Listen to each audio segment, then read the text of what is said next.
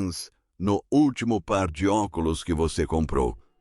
Talvez você tenha gasto $200, talvez $400.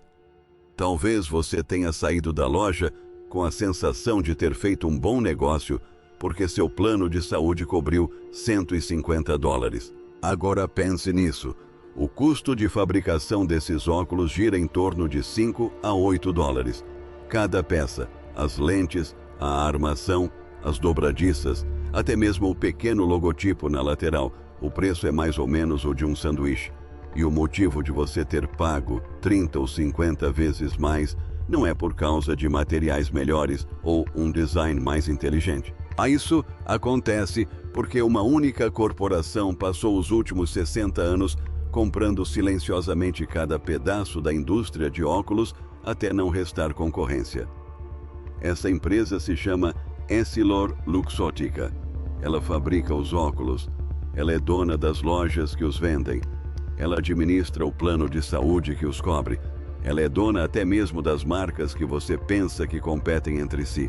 Hoje, se o valor é de aproximadamente os 165 bilhões e 4 bilhões de pessoas no mundo que precisam de lentes corretivas, pagam os preços que a empresa decide cobrar. Mas, neste momento, uma cidade no leste da China, com menos de 1 milhão de habitantes, está fazendo algo que 60 anos de consolidação corporativa não conseguiram impedir. Fabricando lentes e armações idênticas em qualidade por centavos de dólar, e as empresas estão vendendo-as online por $3 a $7. Se você gosta de vídeos sobre monopólios disfarçados e pessoas que os desmantelam, saiba que produzi-los dá muito trabalho. Então curta e inscreva-se para não perder o próximo. O que você está prestes a ouvir é a história de como um homem que partiu do nada construiu o monopólio mais completo em bens de consumo. E como uma cidade chinesa, da qual a maioria do mundo nunca ouviu falar, está prestes a desmantelá-lo. Mas, para entender como óculos de $3 estão destruindo um império de 165 bilhões de dólares, primeiro é preciso entender o próprio império.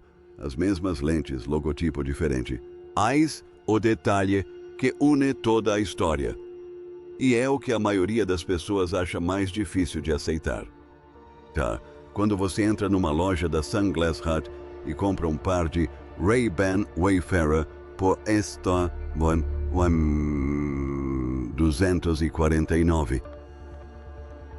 E depois vai para casa e encomenda um par de óculos de sol da Zenni por $22. Existe uma possibilidade real de que as lentes de ambos os pares tenham sido fabricadas na mesma cidade. Talvez no mesmo parque industrial. Talvez em linhas de produção operadas pelos mesmos trabalhadores, usando os mesmos equipamentos e as mesmas matérias-primas. A fábrica não se importa com qual logotipo vai na haste dos óculos. Ela vende lentes, milhões delas, para quem fizer o pedido. A margem de lucro da fábrica é praticamente a mesma, quer a lente acabe em uma armação de $300 ou em uma de $15. A única coisa que muda é quanto o cliente paga no final. Você não está pagando os tipo 227 por uma lente melhor. Você está pagando os 227 por um logotipo, uma experiência de compra em uma loja com iluminação favorável e um monopólio que vem aumentando os preços há 60 anos.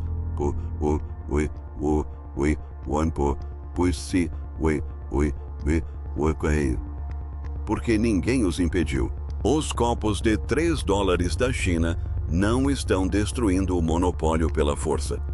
Estão destruindo-o simplesmente por existirem, provando que o produto nunca valeu o preço cobrado pelo monopólio.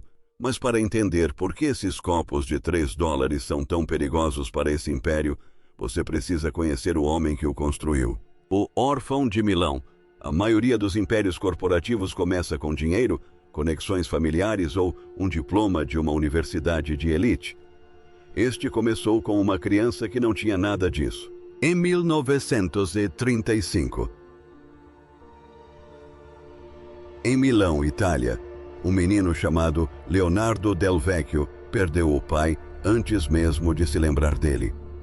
Sua mãe criava sozinha vários filhos em um país que ainda se recuperava da guerra. Sem condições de alimentá-los, ela o colocou em um orfanato. Ninguém se ofereceu para adotá-lo. Ninguém usou sua influência para conseguir uma boa escola para ele. Ele passou a infância dentro daquelas paredes, cercado por outras crianças que também haviam sido deixadas para trás. O que ele tinha era um par de mãos e uma disposição para trabalhar mais do que qualquer pessoa ao seu redor. Aos 14 anos, o orfanato o enviou para aprender um ofício. Ele se tornou aprendiz em uma oficina de ferramentas e matrizes.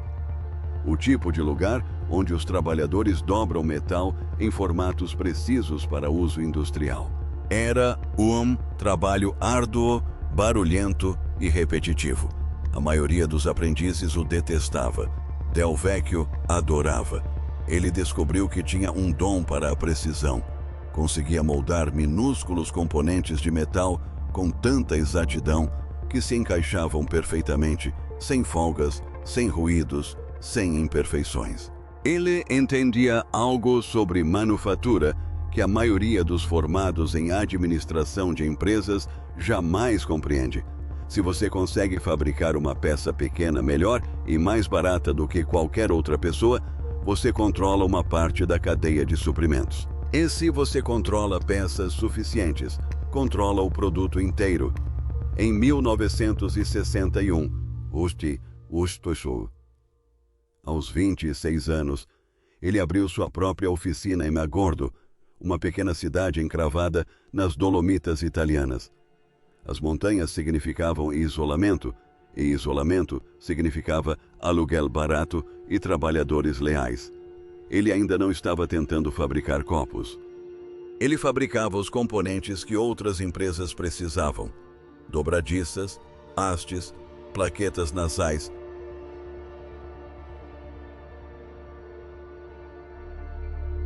As peças de metal invisíveis que mantêm um par de óculos unido. Essas peças custavam quase nada para serem estampadas em chapa metálica, mas as empresas de óculos que as compravam não tinham como produzi-las internamente.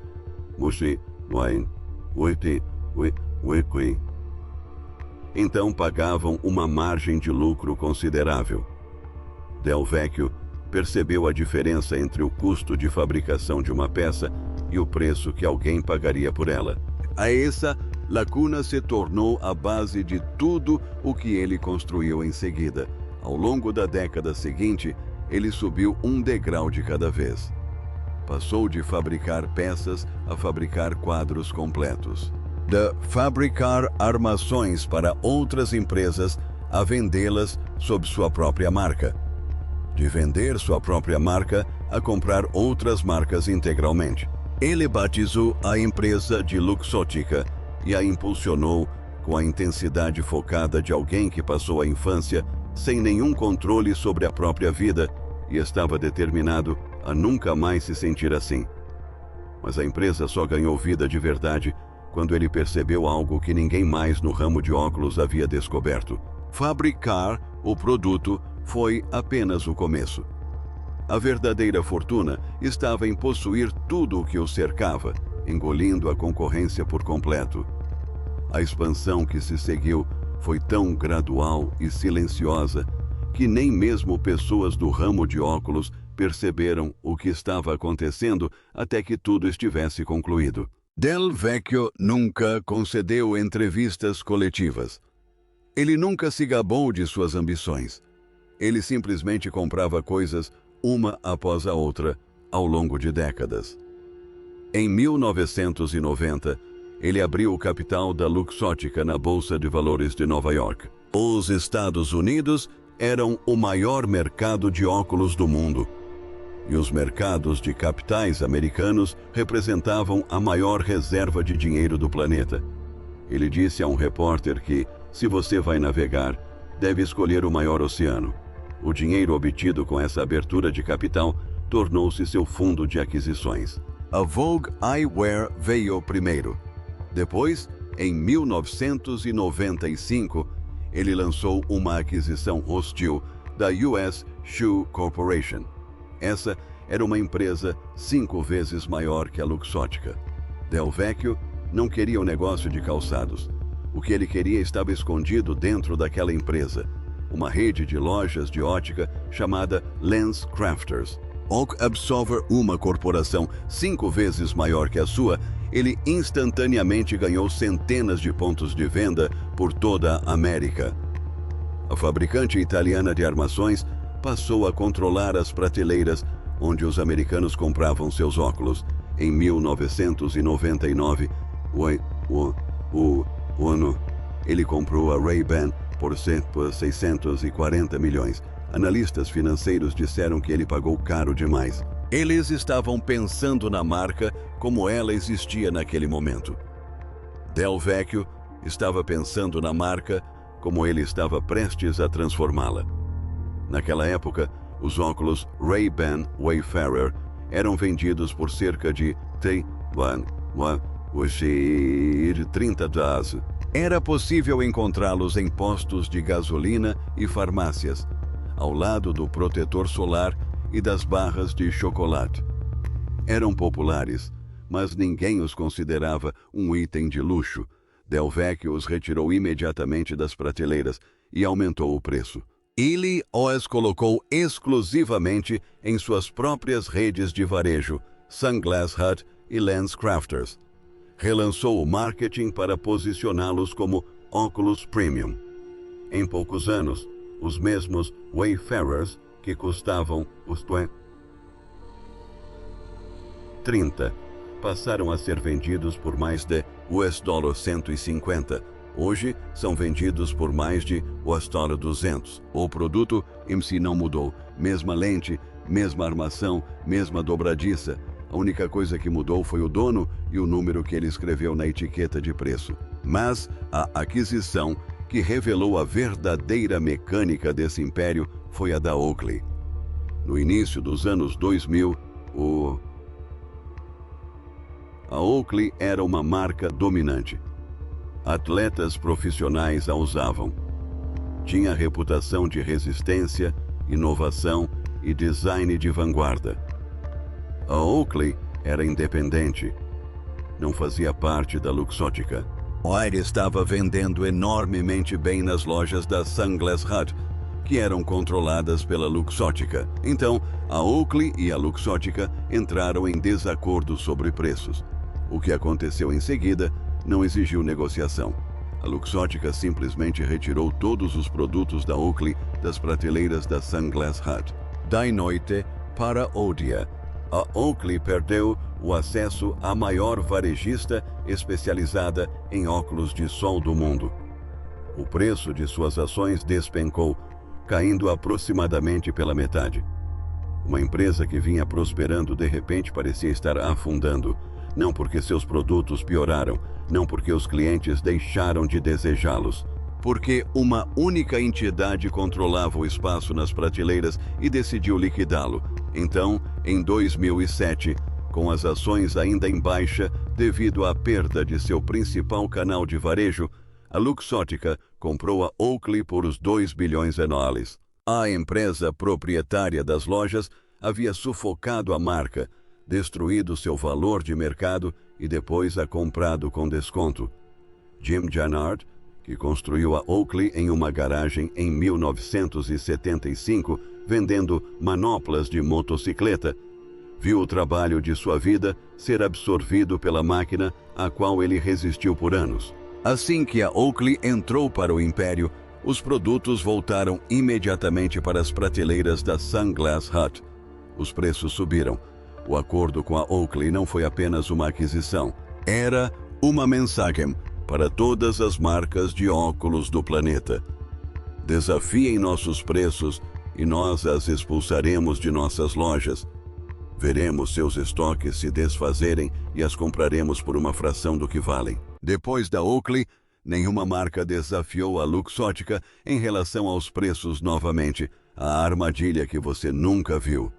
Com a concorrência neutralizada, a Luxottica voltou sua atenção para o que faz as pessoas estarem dispostas a gastar 350 em um pedaço de plástico, as marcas. A empresa começou a fechar contratos de licenciamento com todas as grandes casas de moda que queriam óculos com seus nomes, mas que não queriam de fato desenhar ou fabricar nada. Prada, Chanel, Versace, Armani, Burberry, Dolce & Gabbana, Ralph Lauren, Tiffany, Michael Kors, Coach, Valentino, Tory Burch. A lista crescia a cada ano. O acordo era sempre o mesmo. A casa de moda cedia seu nome e recebia um cheque de royalties. A Luxottica desenhou as armações, fabricou-as em suas próprias fábricas, distribuiu-as por meio de sua própria rede logística e as colocou em suas próprias lojas de varejo. O cliente entrava em uma Sunglass Hut e via um par de óculos de sol Prada por Stahl, 350 em 2 prateleiras. Abaixo estava um par sem marca de designer por os 80. Ambas as armações saíram da mesma linha de produção. Os mesmos materiais, o mesmo processo de fabricação, a mesma qualidade. A única diferença era o logotipo gravado na haste da armação. Em 2018, o império cresceu ainda mais. A Luxottica fundiu-se com a Essilor, a maior fabricante de lentes do planeta. A empresa resultante da fusão, Essilor-Luxottica, passou a ser proprietária tanto das armações quanto das lentes. As marcas, as fábricas, as lojas de varejo, a tecnologia das lentes, tudo sob o mesmo teto, e possuía mais uma coisa da qual quase ninguém fala. É esse elemento que transforma um negócio dominante em algo que parece um ciclo fechado. A iMed Vision Care, a segunda maior seguradora de visão dos Estados Unidos, possui 43 milhões de membros. Pense no que acontece quando você vai ao oftalmologista. Você recebe sua receita. A equipe informa que seu plano de saúde cobre armações de até os 150 em lojas participantes. Você escolhe um par. O seguro paga a parte dele. Você paga o restante. Aqui está o que você não vê. A seguradora que está pagando a indenização é a iMed. A loja onde você comprou os óculos é a LensCrafters ou a Sunglass Hut. A empresa que fabricou os óculos é a Essilor-Luxottica. As 3 entidades são a mesma. O benefício do seguro é oferecido pela mesma empresa que fabrica o produto e é dona da loja. Ela direciona você para suas próprias lojas para comprar seus próprios produtos a preços definidos por ela. Em nenhum momento dessa transação, o consumidor interage com o mercado competitivo. Cada etapa é planejada e controlada por uma única organização. Imagine isso em qualquer outro setor.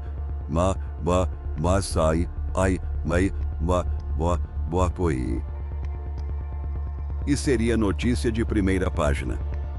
Se a Ford fosse dona de todas as concessionárias de carros nos Estados Unidos, fabricasse todos os carros em circulação, administrasse a segunda maior seguradora de automóveis e definisse os preços sem nenhuma concorrente no local, as pessoas exigiriam investigações. No ramo dos óculos, isso simplesmente se tornou normal. Quando Leonardo Del Vecchio faleceu de pneumonia em junho de 2022, aos 87 anos, o garoto do orfanato de Milão havia se tornado a segunda pessoa mais rica da Itália. A máquina que ele construiu continuou funcionando sem ele. Mas tudo o que foi descrito seria permanente e intocável se não fosse por um lugar no leste da China, do qual quase ninguém fora da indústria de óculos jamais ouviu falar, a capital mundial dos óculos. Danyang fica na província de Jiangsu, a cerca de 2 horas a oeste de Xangai, se você pegar o trem de alta velocidade. Sua população é de menos de 1 milhão de habitantes. É o tipo de cidade que não aparece em guias de viagem ou roteiros de negócios. Situada às margens do delta do rio Yangtze, A cidade é cercada por fazendas e pequenas fábricas. Nada nela indica que seja o centro de alguma coisa. Mas Danyang carrega um apelido que soa como um slogan turístico até que os dados sejam analisados. A capital mundial dos óculos, a cidade produz mais de 400 milhões de lentes oftálmicas por ano. Esse número representa 50% de todas as lentes fabricadas na Terra. Uma em cada 2 lentes corretivas do planeta.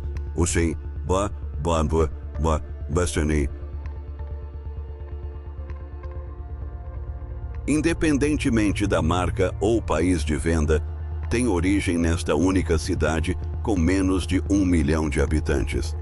Além disso, Danyang produz mais de 100 milhões de armações de óculos por ano, o que representa 1/3 da produção total de armações da China. Mais de 1.600 empresas de óculos operam dentro de seus limites territoriais. Elas empregam mais de 50 mil trabalhadores e geram aproximadamente 2 bilhões de dólares em receita anual. A história da origem dessa indústria segue um padrão que se repete ao longo da história da manufatura chinesa. Durante a década de 1960, um grupo de jovens que havia se capacitado em fábricas de lentes em Xangai e Suzhou foi realocado para áreas rurais durante um período de turbulência política. Eles chegaram a Danyang sem nada além do conhecimento técnico que haviam adquirido na cidade. Eles montaram pequenas oficinas. Aqueles que sabiam como lapidar e polir vidro ensinavam aos vizinhos. Os vizinhos ensinavam aos seus parentes. Na década de 1980, uma indústria local de lentes havia se consolidado. As oficinas eram modestas. O equipamento era primitivo. A qualidade variava muito, mas o volume de produção continuava a aumentar e os custos representavam uma pequena fração do que os fabricantes europeus e japoneses cobravam. As décadas de 1990 e 2000 trouxeram uma transformação. O governo local investiu recursos em parques industriais, atraiu investimentos estrangeiros e pressionou os fabricantes a elevar seus padrões de qualidade. Empresas que se contentavam em produzir lentes de baixo custo começaram a investir seriamente em pesquisa e desenvolvimento. Elas formaram parcerias com universidades em Xangai e Nanjing. Eles importaram equipamentos de retificação de precisão e máquinas de revestimento equivalentes aos utilizados em fábricas na Alemanha e no Japão. Um ponto de virada ocorreu em 2014. Uma empresa de Danyang, chamada Dingshen Machinery, construiu a primeira máquina de revestimento de lentes oftálmicas produzida internamente na China. Isso quebrou o monopólio estrangeiro sobre os equipamentos usados para aplicar os revestimentos anti-reflexo e resistentes a arranhões que as lentes modernas exigem. Hoje, as fábricas de Danyang não produzem apenas lentes de baixo custo. Elas fabricam produtos com revestimentos ópticos multicamadas, filtragem de luz azul, proteção UV e lapidação de precisão. Essas são exatamente as características que as marcas premium listam em seus materiais de marketing para justificar os altos preços. Testes independentes de laboratório confirmaram que as lentes Danyang igualam ou superam o desempenho óptico de lentes vendidas sob marcas renomadas, que custam de 10 a 20 vezes mais. A diferença de qualidade que antes separava as lentes chinesas das alemãs ou japonesas diminuiu a tal ponto que a maioria dos consumidores e até mesmo muitos óticos não conseguem distingui-las sem verificar a embalagem. Algumas das fábricas que produzem lentes para marcas nacionais chinesas também fabricam lentes que acabam em armações de marcas europeias e americanas vendidas em redes de óticas ocidentais. Caixa diferente, logotipo diferente, mesma lente. Essa foi exatamente a brecha que uma nova geração de empresas de óculos online precisava para começar a desmantelar o monopólio por dentro. A rachadura na parede. A Zenni Optical reconheceu a oportunidade antes de quase qualquer outra pessoa. Fundada em 2003, a empresa foi construída sobre um conceito tão simples que, em retrospectiva, parece óbvio: comprar lentes e armações diretamente de fabricantes chineses e listá-las em um site. Venda óculos de grau para compradores americanos a um preço que não se assemelha em nada ao que eles pagariam em uma LensCrafters ou Pearle Vision. O modelo eliminou todas as camadas de custo que a Luxottica levou décadas para incorporar à cadeia de suprimentos, sem lojas físicas que exigissem aluguel e funcionários, sem taxas de licenciamento para casas de moda.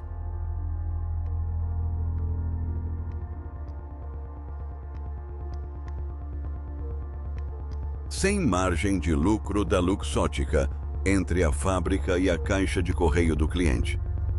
Um par completo de óculos de grau na Zenni custa a partir de $6.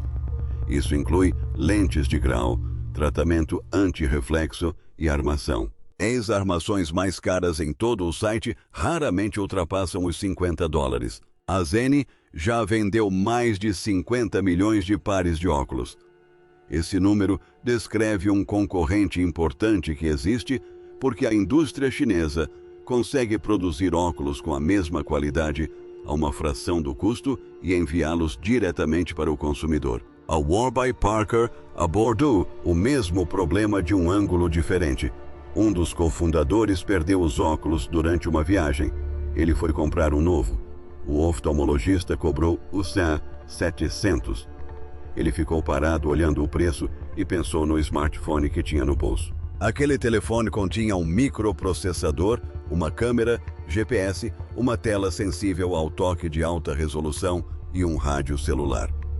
Custou menos do que 2 peças de plástico, curvado e vidro que estavam sobre o balcão à sua frente. Ele lançou a Warby Parker em 2010, oferecendo óculos de grau online por $95.